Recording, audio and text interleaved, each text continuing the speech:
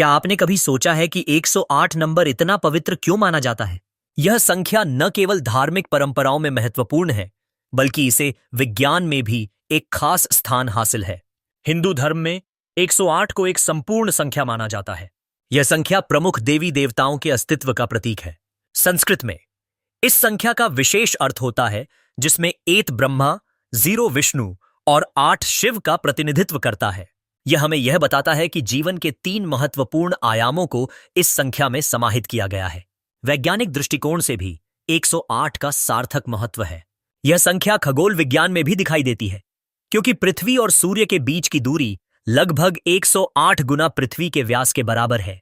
इस प्रकार यह संख्या ब्रह्मांड की संरचना और संतुलन को दर्शाती है। जोखिम में यह अद्भुत संख्या कुछ गणितीय गुणों को भी दर्शाती है, जैसे कि 108 को 1, 2, 3, 4, 6, 9, 12, 18, 27, 36, 54 और 108 के गुणनफल के रूप में विभाजित किया जा सकता है। यह गुण इसे विशेष बनाता है और इसे एक अद्वितीय संख्या के रूप में स्थापित करता है। आध्यात्मिकता में 108 माला को जपने का एक महत्व है। साधक परमात्मा का ध्यान करते समय 108 बार जप करते हैं। यह माला न केवल मानसिक संतुलन में मदद करती है, बल्कि ध्यान की गहराई में भी ले जाती है। आधुनिक समय में भी लोग योग और ध्यान में 108 का उपयोग करते हैं, जैसे कि योग सेशन में 108 सूर्य नमस्कार का अभ्यास करना।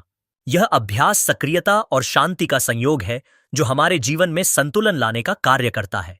इस तरह 108 एक अद्वितीय और विशेष संख्या है, जो विज्ञान और आध्यात्मिकता के संगम को दर्शाती है।